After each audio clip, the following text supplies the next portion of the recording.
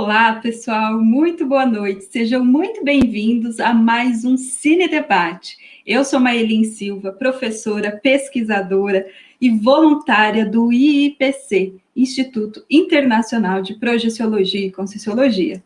E hoje o Cine Debate traz um super sucesso aí das últimas décadas para o nosso debate, Matrix. Matrix é uma trilogia de ficção científica e ação que foi dirigido pelas irmãs Lily e Lana Wachowski e foi lançado em 1999. A trilogia conta com 3 filmes, The Matrix, Matrix Reload e Matrix Revolution, e se tornou um ícone dentro do gênero de ficção científica. Nosso debate de hoje, nós vamos estudar, sob o viés do paradigma consciencial, alguns temas que são trazidos dentro desse filme. Robotização, propósito de vida, né? Entre outros. Então, pessoal, fique ligado conosco para esse super debate. Mas antes, gostaria de deixar aqui uma pergunta para vocês. E você, como faz as suas escolhas? Prefere a dureza do real ou o conforto de uma fantasia? Não sai daí que o Cine Debate está só começando.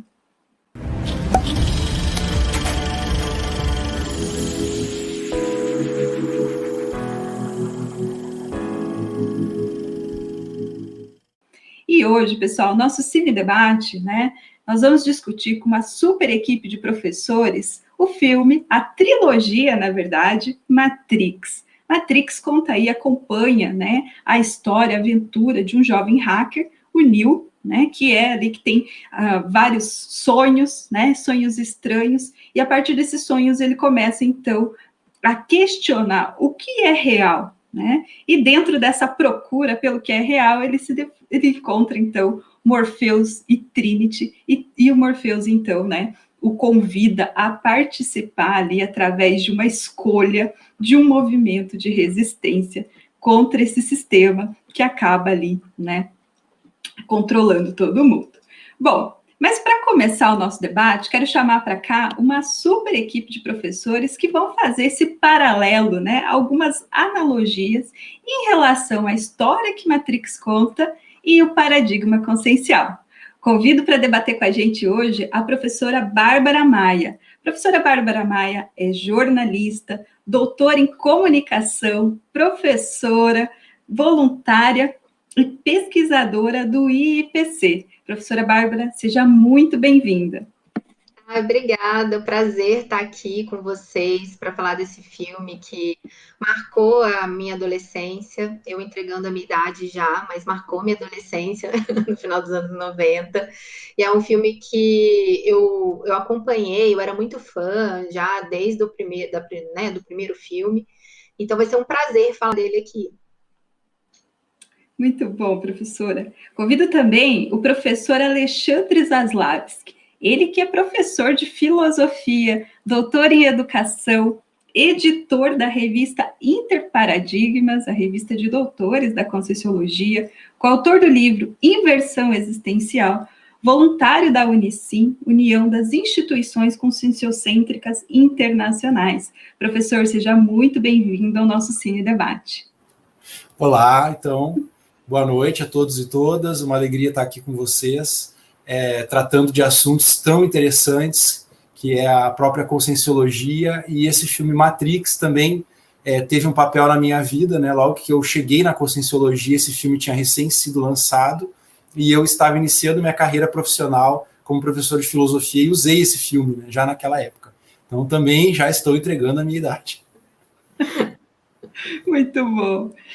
Bom, e para fechar essa super equipe aqui, quero convidar o professor Marcelo Coelho, ele que é publicitário e empresário, professor, pesquisador e voluntário do IIPC. Professor Marcelo, seja muito bem-vindo. Muito obrigado, boa noite a todos. Um prazer estar aqui de novo para falar de outro filme super interessante. Dessa vez, um dos mais bacanas, mais ricos em termos de análise de fatos, parafatos, que a gente faz aqui, né? Em relação à conscienciologia e o paradigma consciencial. Matrix é um marco cultural aí, né? Então vai ser bem bacana.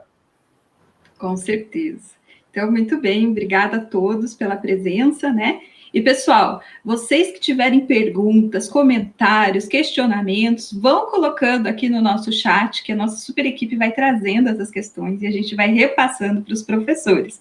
Fiquem muito à vontade para colocar as suas questões, suas dúvidas, tá bem?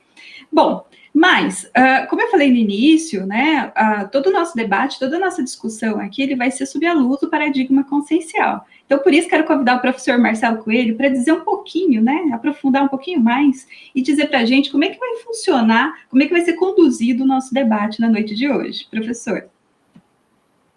Bom, principalmente para quem está vendo pela primeira vez, né, o Cine Debate, seja muito bem-vindo, né? Mas a gente gostaria de salientar que nós não vamos fazer uma análise crítica do filme, não é uma análise cinematográfica, técnica, nem nada disso, porque dispensa, inclusive, tem muita coisa sobre isso. Nós vamos fazer uma análise sobre o viés do paradigma consciencial, que é o modelo de estudo da realidade que a conscienciologia utiliza para fazer suas pesquisas, seus estudos. Então, a gente vai observar os fatos, nós vamos citar aqui cenas, fatos, acontecimentos, do ponto de vista da multidimensionalidade, das vidas sucessivas, da interação bioenergética, da cosmoética, né, que transcende a ética, e por aí vai. A gente vai procurar ser bem claro a respeito disso, mas a gente deixa esse aviso no início. Também deixamos aqui, salientamos nossa orientação, é para que todo mundo mantenha seu senso crítico apurado, né, veja se o que a gente está falando tem lógica, e que o ideal é que a pessoa experimente certas coisas que a gente vai comentar aqui por ela mesma, para ela ter a própria opinião a respeito do que vai ser dito aqui, ok? No final do Cine Debate, a gente vai botar alguns links de cursos, aulas experimentais que vão estar começando, onde a pessoa pode aprofundar mais sobre esses assuntos. Muito bom, muito boa dica. Então, vamos todos manter o senso crítico aqui para o nosso debate, né? Muito bem, professor. Já que você está com a palavra, quero aproveitar e pedir para dizer também, para fazer uma contextualização ali da história do Matrix, né? Falar para a gente um pouquinho sobre esse filme. Então, Matrix, como a Maylin já comentou, né, é um filme de 1999, é um filme que causou um hype muito grande antes de ser lançado na época. Eu também sou dessa época, sou contemporâneo dessa época, né? E eu me lembro que tinha um site que tinha uma pergunta, tinha um trailer que não explicava muita coisa do filme, e tinha um site que chamava The Matrix, e você chegava lá e tinha só uma pergunta assim, o que é a Matrix? Era só isso. Então foi criada assim, uma onda muito grande a respeito disso, e a gente saía do cinema comentando sobre aquilo durante muito tempo. E a grande questão, né, o que é a Matrix? Então tem muita teoria sobre isso, a gente vai levantar isso aqui também, né? Mas a Matrix no filme é o que? Ela é uma realidade simulada criada por computadores, que depois que eles tornam a ser cientes, né, na história do filme, eles passam a ser conscientes, eles dominam e subjugam a humanidade, né? E aqui pra gente, a grande metáfora da Matrix, né, que esse termo é até usado, virou um adjetivo hoje, né? Sair da Matrix, é a pessoa sair dessa realidade manipulada pelos meios de comunicação, pela política, pela publicidade, o que mais seja, né? Tem outro termo que a gente estava até falando, bem novo, que chama red pill, né? É um verbo em português que portuguesaram, né? Red pill, a pessoa red pilada, é a pessoa que tomou a pílula vermelha, olha. Ela escolheu encarar a realidade, então é a pessoa que, entre aspas, né, vê a realidade sem esse viés de manipulação dos meios de comunicação e por aí vai, né? Então, não vamos entrar nesse ponto, mas causou esse impacto cultural muito grande. Então, para a gente é isso, a Matrix, ela é o quê? Ela é uma metáfora da vida intrafísica, da realidade intrafísica, né, que a gente está aqui de forma passageira. Nossa realidade, ela é extrafísica, ela é multidimensional, né? Então, a gente, extrafisicamente, tem uma série de vidas ao longo da história, e a gente está vivendo aqui de forma passageira, isso que os indianos, né, que o orientalismo chama de Maya, de uma grande ilusão. Então seria essa a metáfora principal do filme, e a gente vai falar de bastante outras depois, né? Tem muita coisa interessante a respeito de parapsiquismo, e aí a gente vai aprofundar ao longo da nossa conversa. Realmente, é um filme bastante rico, né, em fenômenos aí para serem discutidos, entendidos com mais profundidade, né? Bom, mas a primeira questão que a gente gostaria de trazer aqui para o nosso debate, né, é sobre uma reflexão, inclusive, que o filme traz, né, com bastante veemência, que é a questão do condicionamento. Então, inclusive, a gente vê ali que depois que o Neo sai da Matrix, que ele vai para aquele programa de treinamento, ele tem dificuldade para driblar as leis físicas, né, que na verdade não existem. Então, eu gostaria de chamar a professora Bárbara, né, para falar um pouquinho sobre essa situação, dizer para a gente aí se você acha que o condicionamento é algo que também se manifesta nas nossas escolhas do dia a dia. E será que ele interfere aí também em outras dimensões? Com certeza é algo que influencia, né, a nossa rotina, a nossa manifestação, ao mesmo tempo que está, sim, presente, né, na nossa vida diária. E a gente pode pensar na questão do condicionamento em várias esferas. Então, por exemplo, os condicionamentos que nos levam a fazer determinadas escolhas em detrimento de outras, de ir para determinados lugares em detrimento de outros, né? Então, isso tudo está também relacionado a níveis de condicionamento. Se a gente pensa na analogia da Matrix como o intrafísico, e aí, gente, olha só para pontuar, a gente vai fazer uma série de analogias aqui, mas não quer dizer que o filme se tratava disso, tá? Então, assim, o filme ele não trazia essa perspectiva multidimensional. A gente está aqui fazendo um esforço, né, de pensamento, um esforço crítico para a gente tentar fazer né? Exato, essa adaptação com o paradigma consciencial. Mas se a gente vê a Matrix como uma analogia do intrafísico, isso fica muito claro, né? Porque quando a gente sai do corpo, a gente ainda busca agir com o nosso veículo psicossomático no extrafísico, da mesma forma como a gente age com o nosso soma, porque não são as mesmas demandas, não seguem as mesmas regras, né? E ainda assim, quando a gente sai do corpo, a gente se vê em situações que estão relacionadas muito a uma rotina intrafísica. Uma coisa muito clara é muito comum a gente sair do corpo com a roupa que a gente foi dormir, o mesmo pijama, né? Ou camisola, enfim. Isso já é uma expressão de condicionamento muito claro. Ou se você sai do corpo, que você tenta ir no banheiro fora do corpo. Isso também muitas pessoas já tiveram projeções assim, né? Sai do corpo e tenta ir no banheiro, tomar uma água.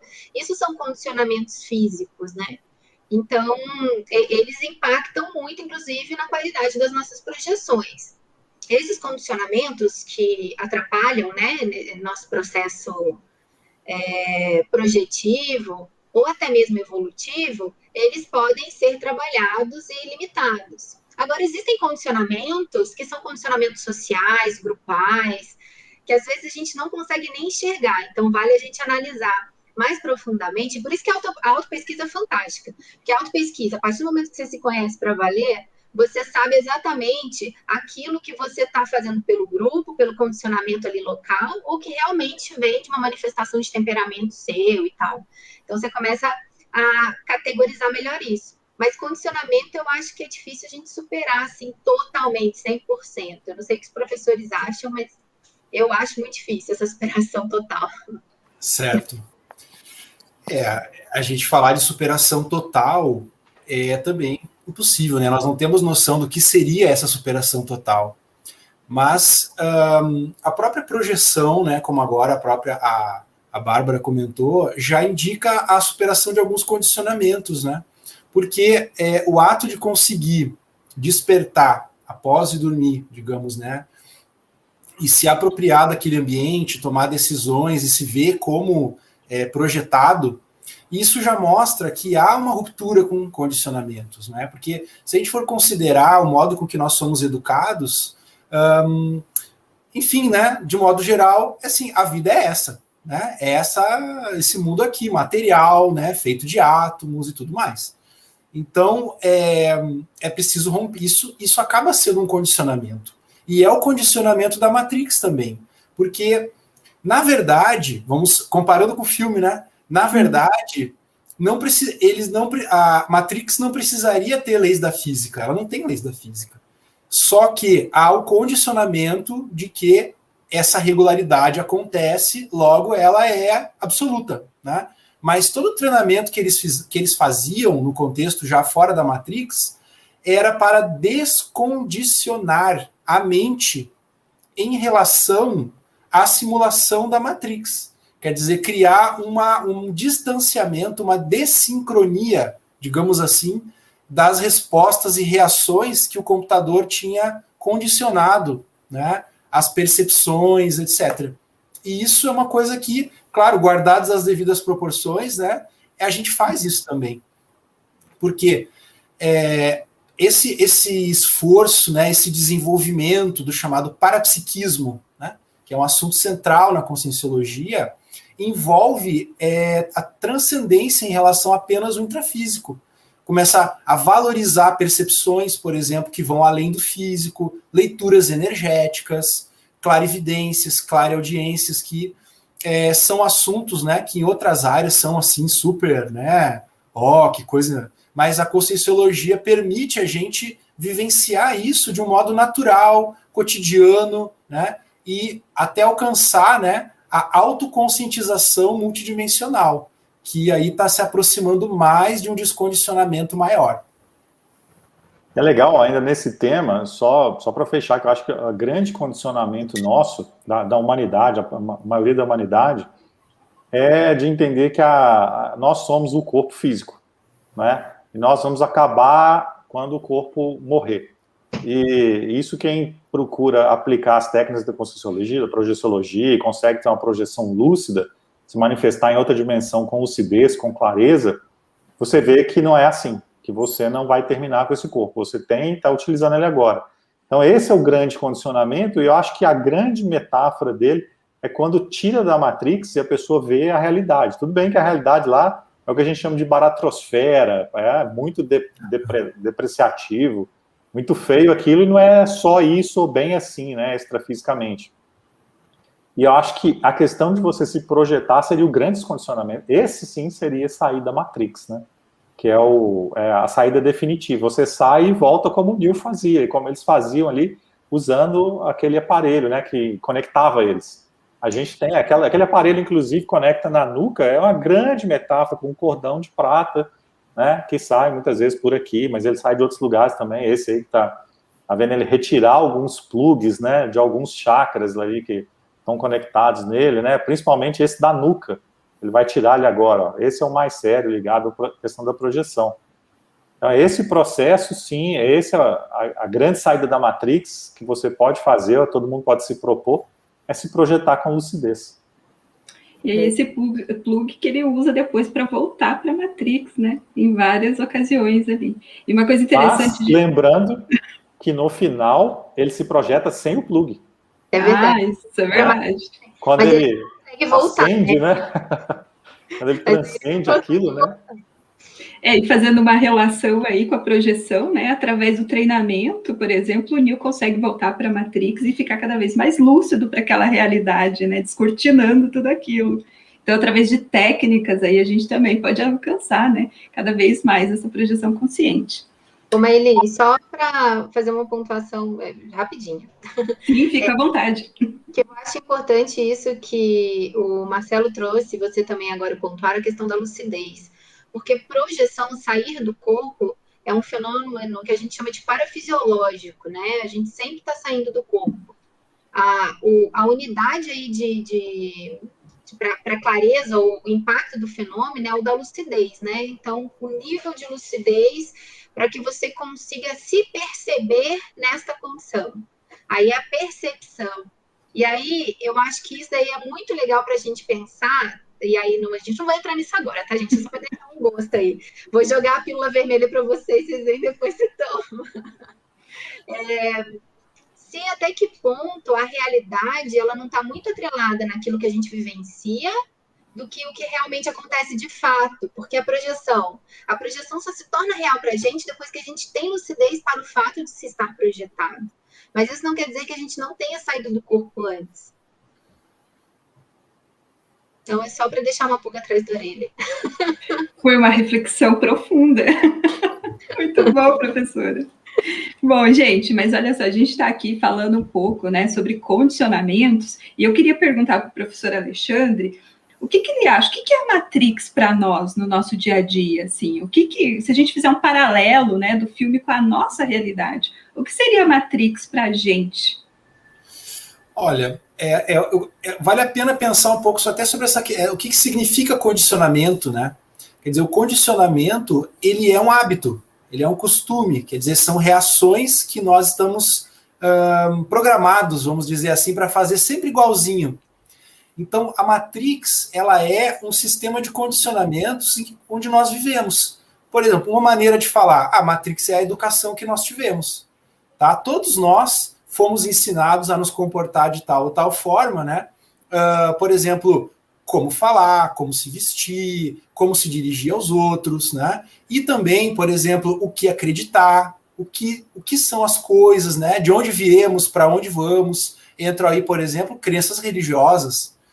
Então, a Matrix é toda, vamos dizer assim, a visão de mundo que nós somos ensinados a acreditar e nos relacionar com ela.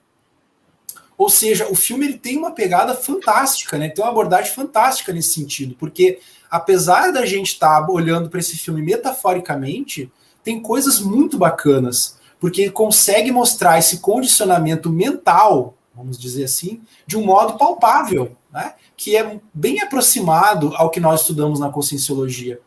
Então, ainda nessa questão, né, da visão de mundo, né, o chamado paradigma, vamos dizer assim.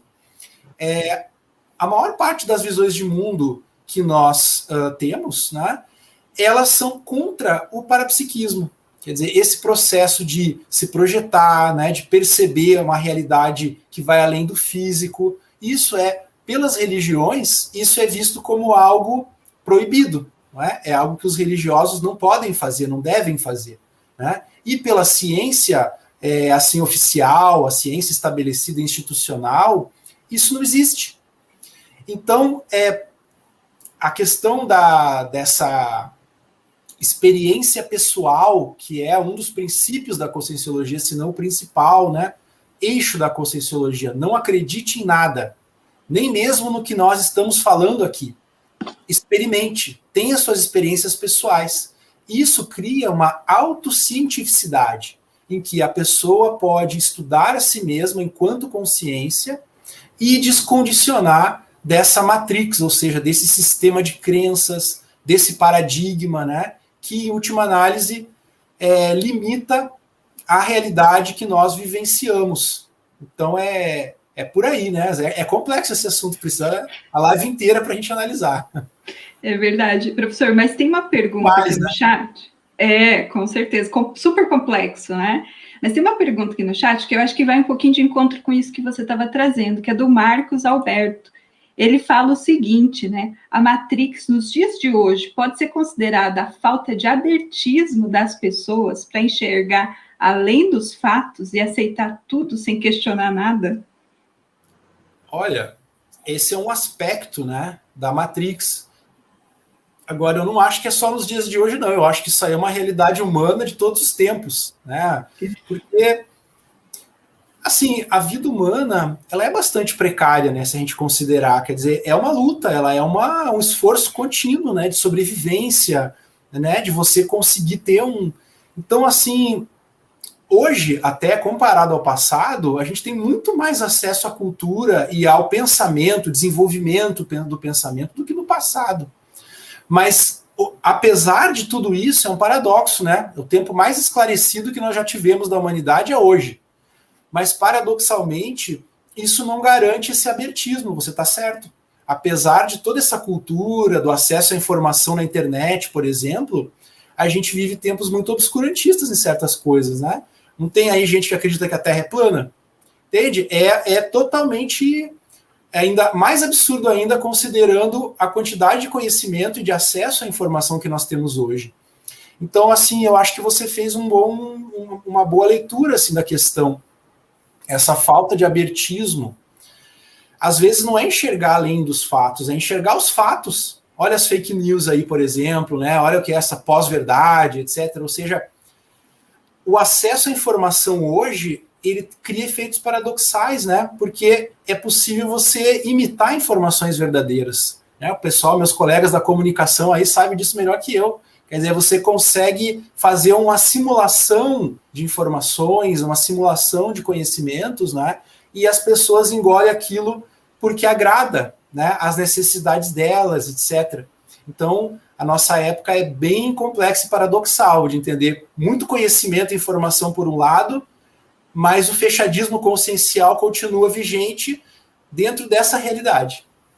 Acho que tem um ponto bem bacana, só rapidinho para complementar, você falou muito bem, né? Ele citou enxergar além dos fatos, você voltou, não precisa enxergar além dos fatos, né? Enxergar além dos fatos é um passo até mais além, mas se você enxergar os fatos como eles são, já é uma grande coisa, né? Já é um grande avanço hoje, nessa época, como o professor Alexandre falou, da pós-verdade, né? Ou seja, você tem o fato, que seria a verdade, mas o fato não basta, a pessoa tem que fazer o fato caber dentro da ideologia dela, dentro de como ela quer que seja a realidade.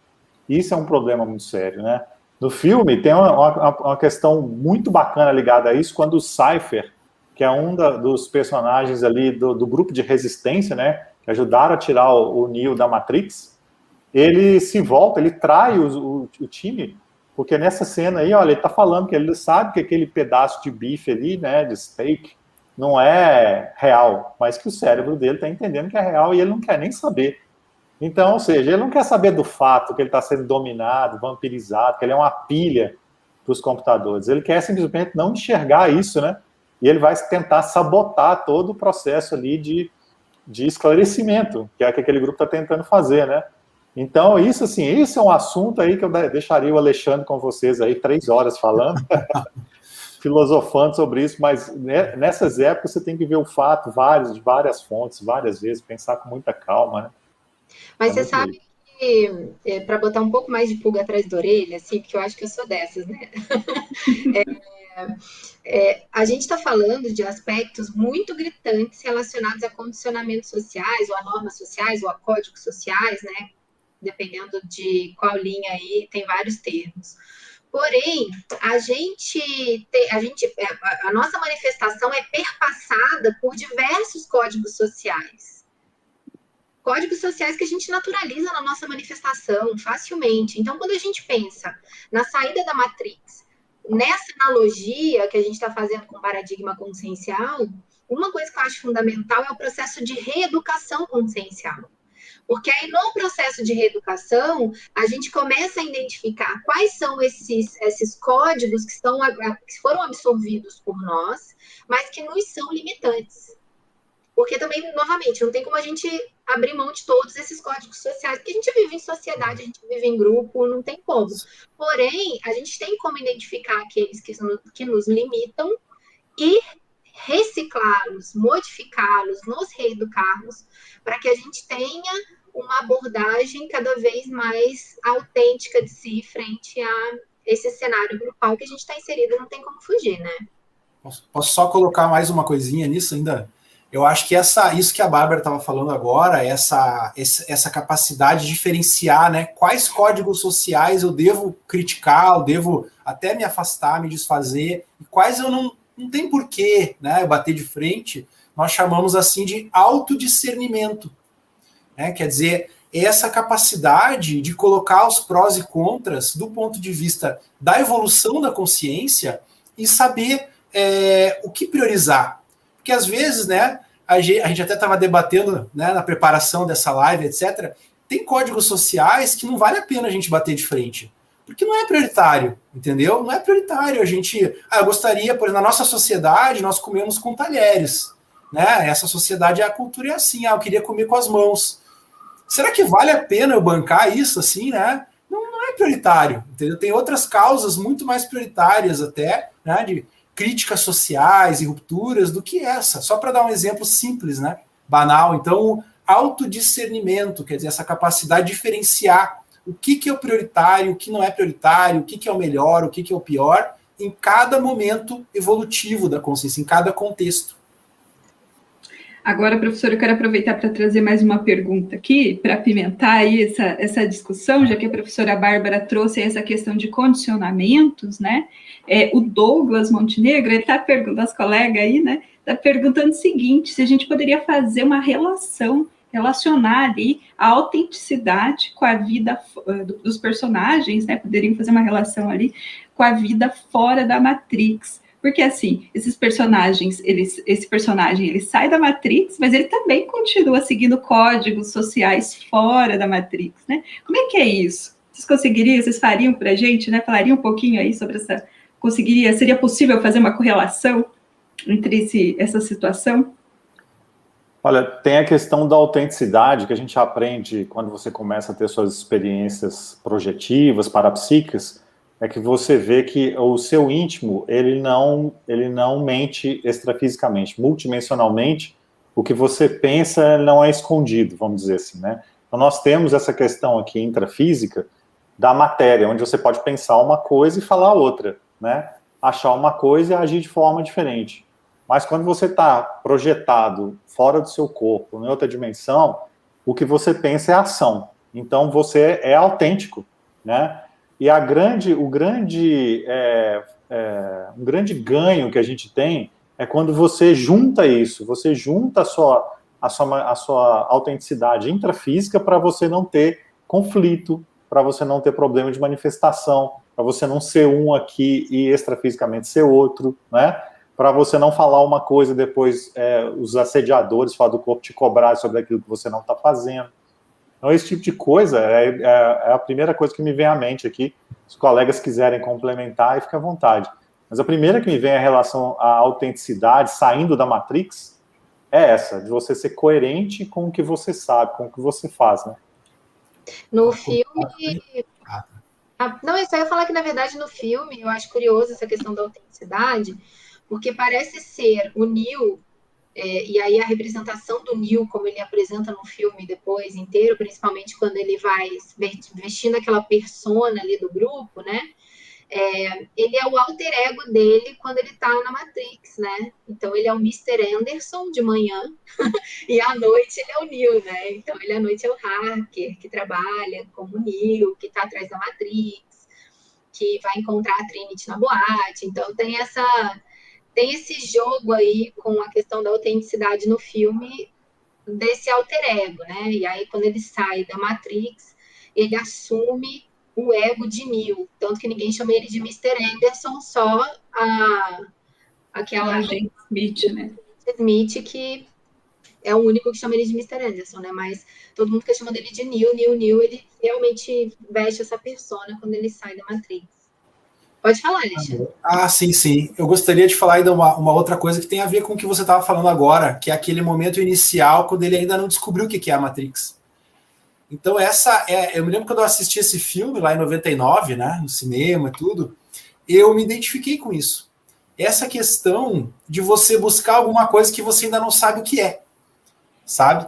Então, na conscienciologia, né, uma abordagem que nós temos aqui é o seguinte, porque a consciência, ela é multiexistencial. Então, ela tem várias existências e ela tem toda uma holobiografia, quer dizer, ela aprendeu muito já, viveu muita coisa. Então, a gente ressoma e a gente esquece isso tudo. Mas, principalmente, quando nós fazemos o curso intermissivo, que é a preparação para uma vida diferente, né, para realizar algo diferente, é como se tivesse a sensação assim, eu tenho alguma coisa para fazer. Eu tenho alguma coisa para eu entender. Só que eu ainda não consigo saber o que é. Então, essa experiência, essa intuição, digamos assim, eu tenho algo para fazer, essa minha vida é mais do que isso. Eu relaciono essa experiência com a autenticidade.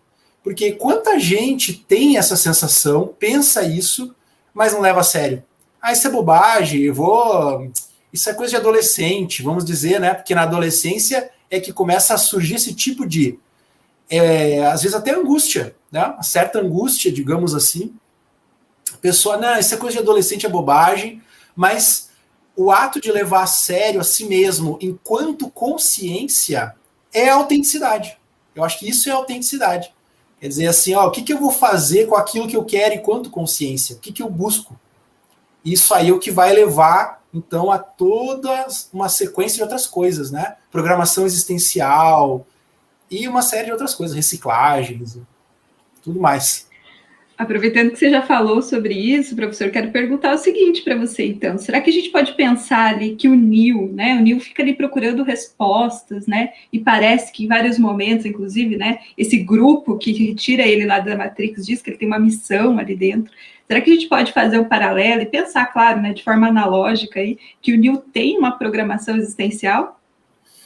De forma analógica, né? Porque a gente sempre tem que guardar as devidas proporções, devido ao filme ele ser muito violento, né? Ele é praticamente assim, aquele grupo que resgata o Neo da Matrix e que faz os resgates da Matrix, na realidade eles estão recrutando soldados, né? Eles são uma força militar que está recrutando soldados por uma causa militar, etc., né? Então, assim, a gente entende assim, a programação existencial, quer dizer, aquele projeto de vida, aquele, vamos dizer, aquela lista de coisas que a pessoa veio realizar nessa vida, nunca vai ser para agredir os outros, ser violenta, prejudicar outras pessoas, mesmo, não importa o que elas fizeram, não vem ao caso. Então, sempre a programação existencial, ela é para fazer assistência, ela é interassistencial, quer dizer, ela é para ajudar, aí depende de cada caso, os outros e a si mesmo. Então, guardado isso, vamos noves fora, né, como se diz, né, vamos abstrair disso, mas sim, ele tinha uma programação existencial para realizar determinadas ações que a própria trilogia vai aprofundando passo a passo, né, de uma maneira bastante até complexa, né, para entender o que era todo aquele sistema da Matrix, né, as várias gerações da Matrix, etc. E ele então foi aos poucos entendendo que ele tinha um papel de liderança, né? Ele tinha um papel de liderança naquele sistema todo. Então, a programação existencial é uma espécie de liderança, tem os mais variados graus de liderança, né? Mas é uma espécie de liderança para trabalhar e implantar, desenvolver um novo paradigma nessa dimensão intrafísica, que é o paradigma consciencial. É um modelo científico para estudar a própria consciência, do ponto de vista multidimensional, multiexistencial e tudo mais. Então, assim, o filme ele permite a gente abordar essa questão da programação existencial, sim, que nós chamamos de proexis, né? Mais resumidamente. Eu acho que um bom exemplo ali também, que a gente tem como falar sobre proexis, mas aí sobre um viés do que não seria uma programação existencial, a do Morfeu, né? Porque o Morfeu, ele adota como programação existencial, como programação de vida, ajudar o escolhido. E aí, ele terceiriza tudo da vida dele, né? Ele passa a trazer toda a atenção dele para o Neo, para achar essa pessoa, e depois que ele acha, para fazer de tudo para que o Neo ele cumpra lá o que seria o destino dele. E aí, aquela cena final em que o Neo realmente cumpre lá o que ele tem que fazer, e aí o Morfeu tá olhando, ele fala, nossa, eu esperei minha vida inteira por isso. Aquilo me deu uma sensação mista, assim, de alegria com tristeza, dele tipo assim, e agora, eu faço o que da minha vida? Né? Acabou? A minha existência acabou aqui? Eu não tenho mais absolutamente nada para fazer? E aí isso entra muito nesse sistema de crenças, que é um sistema de crença de terceirização, em que a pessoa ela pauta os projetos de vida delas em coisas muito, muito superficiais. E aí ela se vê em alguns momentos assim, aí eu faço o quê? A partir de agora, o que é a minha vida se não é isso? Né? Que eu senti um pouco isso no Morfeu no final. Me deu bastante essa sensação. E se tem alguém que é crente ali dentro, é o Morfeu, né? É o Morfeu. Se a gente for trazer para a questão da conscienciologia, analisando essa questão das proexes, né? Parece que quem tem proex ali é só o protagonista, né? Então, quando a gente fala de proex que a pessoa está ouvindo, mais importante do que ela ver as pessoas, muita gente na conscienciologia começa a pesquisar, vê os outros comentando sobre a própria proex, ou como é que não é, e ela pensar qual que é a dela, né? Então, o estudo da proex, o que é programação existencial, o que você planejou fazer antes dessa vida, é muito interessante, né? Porque ela é único. Não é, pode ter alguma coisa grupal para fazer, né? Pode ser muito importante isso, mas cada um de nós tem. Então, esse é o ponto que não tem no filme, né? No filme parece que uma pessoa tem e todo mundo ali vou ajudar essa pessoa a cumprir. E isso não acontece na vida da gente, né? Alguém pode ter uma ProEx grandiosa, tipo a do Neil, mas o que importa é a sua, né? Vamos deixar bem claro. Agora, por que isso, né? Também é uma coisa que a gente deve ter um senso crítico em relação ao filme, porque ele é bastante atravessado por abordagens ou ideias religiosas, né? Crenças religiosas, porque o próprio Morfeu acreditava que o Neo era o escolhido, né? E essa coisa de ser o escolhido, isso é uma ideia religiosa, né? Tem várias religiões que tem isso, do profeta, né? O Messias, etc. O Avatar e tal, né? Uma outra coisa, a própria cidade lá de fora da Matrix, Zion, né? Isso é um nome bíblico. Na verdade, é uma cidade bíblica antiga Israel, né? O Zion. Então, o filme ele acaba tendo algumas, assim, influências culturais diversas, né? Por isso que a gente tem que sempre ter esse senso crítico e dizer o que é literal, o que é metáfora, etc. E o Morfeu é uma espécie de um religioso, né? Quer dizer, ele vê o que eles estão fazendo sob uma ótica religiosa, quer dizer, o paradigma dele é religioso. E o Neo talvez não, tanto que ele não gosta muito dessa ideia de escolhido. E a gente, talvez, o espectador do filme fica assim, mas ele está negando a missão dele, digamos assim. Será? Ou será que, na verdade, o escolhido é um conceito errado?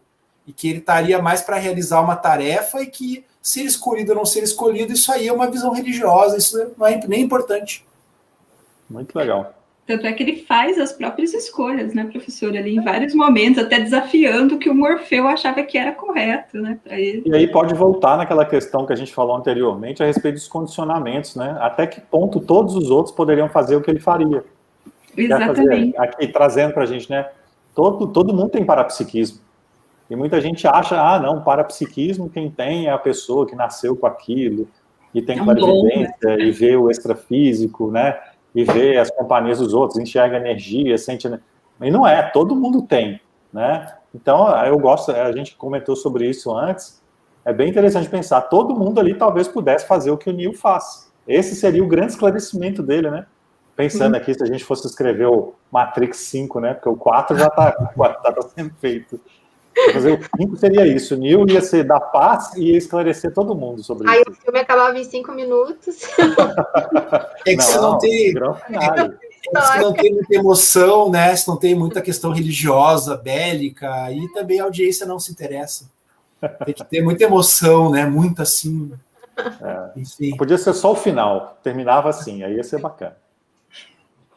Agora, pensando nessa questão, assim, de que o Neo, ele realmente faz as próprias escolhas, né? E depois que ele sai ali desse condicionamento que ele tá, que a matriz impõe, né? Ali naquele sistema, ele consegue pegar a forma, né? De interagir com esse sistema muito rápido, né? Então a gente tem ali vários momentos mostrando, né? Que uma vez que ele entende a lógica do sistema, ele desafia esse sistema, né? E entende como ele funciona. Então, se a gente fizesse um paralelo aí entre a Matrix e o paradigma consciencial, vocês poderiam pensar, e a gente poderia pensar, né, que o Neo, uma vez que ele se convence ali que ele é o escolhido, a gente não tem certeza se ele se convence que ele é o escolhido, né, mas ele, assim, ele entende a lógica desse sistema. Será que o que facilitou esse rápido aprendizado dele, do sistema, né, pode ser aí supostas versões anteriores da Matrix? Será que ele já fez isso em outros momentos desse sistema? O que vocês acham? Será que isso seria ali uma recuperação de informações ali já vivenciadas no outro momento?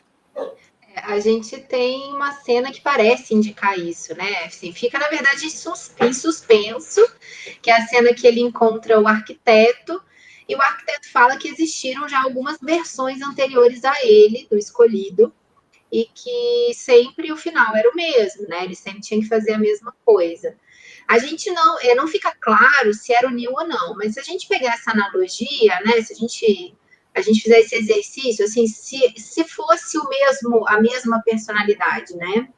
Recriada pela Matrix várias vezes, ou pelo arquiteto várias vezes. Ele, nesse momento, ele já teria vivenciado aquilo tantas vezes que aquilo já, né? Ele já teria uma facilidade muito maior no desenvolvimento de certos talentos que ele vem desenvolvendo há muito tempo. A serialidade é um pouco isso, né? Quando a gente pega hoje, o que a gente tem mais facilidade, os nossos talentos mais evidentes, eles dificilmente seriam talentos que foram desenvolvidos apenas nessa vida atual. Ele deve ter, a gente parte da hipótese que ele possui aí um rastro seriexológico, ou seja, um desenvolvimento que vem de outras vidas. Então, por exemplo, se a gente vê uma criança, isso é um exemplo bem claro, eu gosto de usar porque ele é bem, né, bem evidente, mas assim, uma criança que nunca estudou música clássica, e aí vai lá e canta uma ópera de forma perfeita, ou um menino que também nunca mexeu no piano, quando vai tocar, está lá tocando perfeitamente, né? Isso evidencia que esse desenvolvimento se deu em algum outro momento que não foi nessa vida atual, né? Isso demonstra ser um talento que ele vem de um outro lugar que não é o agora. Então, a gente pode identificar vários desses talentos na gente. A gente manifesta vários, não tão talvez gritantes quanto da ópera e do piano, mas a gente tem outras. Esses talentos a gente chama de traços força, né? São os trafores. E o que aconteceu com o Neo é que a circunstância do enredo da história levou ele a ter que assumir responsabilidade para poder salvar o Morfeu, né? Foi, de uma certa forma, foi por gratidão e amizade, talvez, né? Dele ter visto, pô, o cara me ajudou tanto, eu vou deixar ele, eu vou ao menos tentar fazer alguma coisa. E isso muitas vezes acontece na nossa vida mesmo. Quer dizer, o contingenciamento, a circunstância leva a gente a ter que assumir responsabilidade pelos próprios talentos, pelos traços força, puxar a responsabilidade para si. Olha, isso é comigo, eu vou ter que resolver isso aqui. Isso acontece na vida de todo mundo, mas de um modo mais específico, a gente considerando isso, de que nós já tivemos várias existências, nós temos trafores que são bem desenvolvidos, e que a gente assumindo isso, a gente consegue fazer uma grande diferença, sabe? E parece até um chavão falar isso, né? Muita gente fala assim, nós somos muito mais do que nós pensamos e tal, né? Parece até autoajuda, mas é que é verdade, né? Nós realmente somos muito mais do que nós pensamos, e na hora que nós assumimos responsabilidade, principalmente para ajudar, para contribuir, a gente vai descobrindo esses traços força, recuperando a nossa lucidez, que são os cons, unidades de lucidez, e vai descobrindo gradualmente quem nós somos, né? O nosso melhor perfil, mais amadurecido, mais útil, né? Que mais contribui efetivamente com as outras pessoas. Muito bom. Bom, gente, chegamos aí aos 50 minutos já, né? Temos mais algum tempinho aqui para conversar. E eu falo novamente, né? Lembro vocês novamente para colocar essas perguntas aí no chat. E a gente vai trazendo aqui, né? Para esquentar ainda mais as nossas discussões. A nossa produção falou o seguinte, que se esse vídeo, né, chegar a 5.000 visualizações, nós faremos um Matrix 2, né? Um cine debate 2 para continuar falando sobre todos esses assuntos aqui. Realmente o filme é muito complexo, muito rico, né? E causa aí muitas coisas, muitas reflexões. Bom, mas professores, eu gostaria de trazer mais uma perguntinha aqui, né? Antes da gente voltar para as questões aqui do chat, que é o seguinte: e como que é a questão ali do Neo, né, em relação ao grupo Karma, né? Parece que o Neo, ele tem ali não sei se a gente pode falar assim, mas uma interprisão com esse povo de Zion, né? Ele é o escolhido. A gente pode pensar que existe essa relação mesmo de interprisão, ou alguma questão ali grupo kármica com todos esses personagens? Eu acho que assim, fica claro que ele tem uma proex grupal, né? A respeito do que a gente comentou aqui de programação existencial, e a proex talvez tenha alguma coisa por trás dela, seja kármica, né? Seja uma interprisão, mas assim, você tem o karma e tem o depois como resolver aquilo. E eu acho que fica claro ali a questão da proex grupal. Então o grupo todo tem aquela missão, vamos dizer assim, de libertar eles ali através da libertação das máquinas, aquela coisa toda. Então essa questão da ProEx grupal, para mim fica mais claro nessa relação grupal que ele tem com todo mundo, né? Parece que são amigos de muito tempo, aquela coisa que a gente trouxe aqui, né? Se ele teve várias vidas, todo mundo teve várias vidas também, provavelmente, como é nosso caso, né? A gente tem várias vidas com os mesmos grupos. Então, você convive com sua família nuclear, com os amigos, vizinhos, colegas, e ao longo da sua existência, esse grupo vai se repetindo, partes dele, muitas vezes não na família, mais próximo, e é o que dá para entender que acontece ali. Mas essa programação grupal deles, onde tem um grande grupo ali entrosado, procurando fazer a mesma coisa, para mim ficou mais evidente. Eu acho que assim, ó, eu acho que se o pessoal tivesse talvez uma perspectiva, uma brincadeira, tá? Mas assim, eu acho que se eles tivessem uma perspectiva mais policármica, mais ampla, a gente veria lá um equilíbrio maior na convivência entre a máquina e o homem. Eu acho que estaria todo mundo convivendo ali melhor, tentando dividir os espaços, sabe? O pessoal estaria ali um pouco mais equilibrado. Porque a gente está falando de máquina, a gente acaba tirando a gente desumaniza, né? A gente despessoaliza. Mas se a gente for pegar e botar a máquina em qualquer outro grupo, a gente pensa nesse processo de embate entre grupos, a gente já está demonstrando ali um processo de interprisão, né? Então, quando tem esse ciclo algoz e vítima, ele evidencia um processo de interprisão. Então, no grupo que o Neil já está fazendo parte, ele está demonstrando realmente ali um equilíbrio melhor, né? Um relacionamento melhor. Mas esse mote mais amplo do conflito entre grupos já evidencia ali um processo interprisionário mais sério, né? E aí, talvez, o processo de evolução desses grupos seria justamente a convivência. Como é que você vai conviver com o total oposto, né? Aquilo que representa tudo aquilo que você não é. Esse é um desafio que a gente passa dia a dia, né? Não com máquina propriamente, mas com pessoas que pensam muito diferentes da gente, que têm perfis muito diferentes da gente. E, Bárbara, lá mesmo em Zion, né, tem divergências em relação a essa teoria ali do escolhido, né? Tem, é verdade. Ainda sobre essa questão da interprisão, o fato deles estarem numa guerra, né, isso já mostra que tem interprisão. Isso é bem paradoxal até a gente pensar nisso quando a gente pensa em evolução da consciência, porque você pensa assim, tem guerras justas, etc., mas é uma droga, né? O fato da gente ainda ter que estar envolvido em guerra, independente da causa dessa guerra, de qual lado que está mais certo, é ruim a gente estar ainda envolvido em situações que causam grande sofrimento, né? Independente, você pensa assim, um soldado do outro lado que morreu, né? Dessomou. A família dele tem um trauma, né? Com a perda dele. Quer dizer, o dano, né? O sofrimento que uma guerra causa é enorme. Claro que o filme é guerras entre humanos e máquinas, é uma condição distópica, né? Uma coisa fictícia e tal. Seja como for, né? Vivendo o ambiente de guerra, o contexto de guerra, ele já indica interprisão, quer dizer, ela indica uma situação que arrastou as pessoas, que elas não tiveram liberdade, elas foram arrastadas para um contexto doentio, patológico. Então é isso que é a interprisão. Mas você sabe, Alexandre, que eu acho muito interessante o filme falar dessa distopia com máquinas, porque a máquina, ela, por ser uma máquina, obviamente, ela não é humano. Se ela não é humano, ela não segue as mesmas regras do que a gente, né? Então, ela é algo que pode ser destruído. E é muito interessante que todo processo de guerra se pauta na desumanização do outro.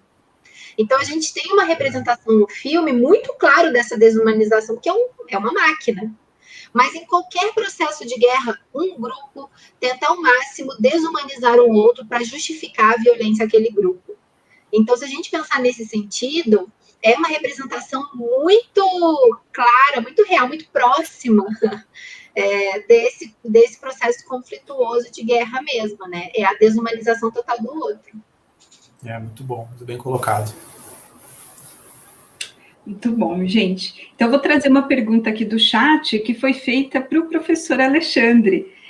A Ariana Cardoso, ela pergunta o seguinte: professor Alexandre, por favor, pode fazer uma analogia entre Matrix e o mito da caverna? Sim. Essa é uma famosa, clássica, né? As próprias irmãs lá, Wachowski, elas lá desde de cara falaram que uma das influências que elas tiveram foi o mito da caverna e tudo. Então, o mito da caverna é uma história que Platão colocou num livro chamado A República, né? O 7º livro da República, onde uma comunidade de pessoas vive no fundo de uma caverna, acorrentado, né? E aí, toda circunstância ali, um deles consegue sair, não consegue perceber o lado de fora. Olha, pessoal, não vou contar essa história que ela é muito conhecida. Mas, sim, é uma metáfora muito boa do mito da caverna, porque o que Platão faz é mostrar o limite do conhecimento humano. Né? Quer dizer, nós só conseguimos vivenciar o limite do nosso conhecimento, até onde vai o nosso conhecimento. Então, a experiência do limite é uma coisa que é muito interessante, né? E nós, aqui na Conscienciologia, isso é algo muito próximo. Parece que, voltando para o início aqui da live, a questão da projeção. Qualquer melhor experiência do limite do que uma experiência de decolagem lúcida, né? Você estar atravessando dimensões, né? Deixando de sentir o soma, as sensações que caracterizam a dimensão intrafísica, e começa a sentir as sensações do psicossoma, vamos supor que seja o psicossoma, no extrafísico. E tem uma fase transicional, que tem, por exemplo, a sensação dupla, de você estar dentro e fora do corpo ao mesmo tempo. Então, a filosofia antiga é o que tinha na época, né? Era o que tinha, você tinha mitologia ou filosofia, né? O mito da caverna, ou a alegoria da caverna, já foi uma maneira filosófica de falar do problema do conhecimento humano, justamente desse limite. Mas agora, com a Conscienciologia, isso ganha uma literalidade, né? Deixa de ser uma analogia, uma metáfora, uma parábola, e se torna algo que é uma experiência literal que nós podemos ter, né? De sair da caverna, de sair da Matrix. A Matrix também é um mito, né? É um mito da caverna, é uma alegoria. O que nós estamos falando aqui é algo literal, é a possibilidade de ter uma experiência parapsíquica que seja laica, né? Que ela não tenha nenhuma mistificação, ela não tenha nenhuma alegoria, não tenha nenhuma fantasia, né? O mito da caverna é uma fantasia que representa coisas que o paradigma consciencial estuda. A gente tem que entender o que é uma alegoria, o que é uma fantasia e do que é uma descrição natural da realidade. Não dá para dizer que o mito da caverna é o paradigma consciencial. Não, o mito da caverna é uma alegoria, é uma fantasia. Tá? O paradigma consciencial é uma ciência que permite a gente ter experiências pessoais disso. Vamos diferenciar. Muito bom, professor. Acho que ficou bem claro aí. Então, chegamos ao fim do nosso debate, da nossa live. Ficou muita coisa para falar ainda, pessoal. Esse é um filme muito rico, muito complexo. Agradeço a participação de todos no chat, na audiência, o Vinícius, o Herman, o Roberto, Paulo Lemos, a todos vocês, muito obrigado. E eu abro agora para as considerações finais dos professores. Professor Marcelo, a palavra é com você. Eu queria agradecer mais uma vez a participação, sempre muito legal estar com vocês aqui debatendo esses filmes, né? E fica o convite para quem se interessar e se aprofundar nos estudos, nos cursos, né, da Conscienciologia, do IPC, principalmente aí que a gente tem os links aí junto da nossa programação. Então, o convite é para tomar a pílula vermelha. Vamos sair da Matrix sem violência, né? Muito pelo você precisa não ter violência nenhuma para conseguir fazer isso da forma correta. Então, sair da Matrix aqui, a gente está convidando vocês. Muito bom. Professora Bárbara? Bom, eu quero primeiro falar, então, se vocês quiserem, eu acho que realmente ficou muita coisa para falar, então a gente precisa chegar a 5.000 curtidas no vídeo. É 5.000 visualizações ou curtidas? Visualizações, né? Visualizações. Mas então, como dizem os influencers, ativa o sininho, curta o vídeo, se inscreva no canal, compartilhe com seus amigos para a gente chegar aos 5.000 visualizações e a gente ter outro vídeo sobre Matrix. Mas eu quero agradecer também, adorei, foi muito bacana falar um pouco sobre esse filme. A gente também reforça esse convite que o professor Marcelo trouxe, tem vários cursos, aulas gratuitas, palestras, lives, que a gente tem muito evento, então acho que pode aí ajudar a gente nesse processo de reeducação consciencial.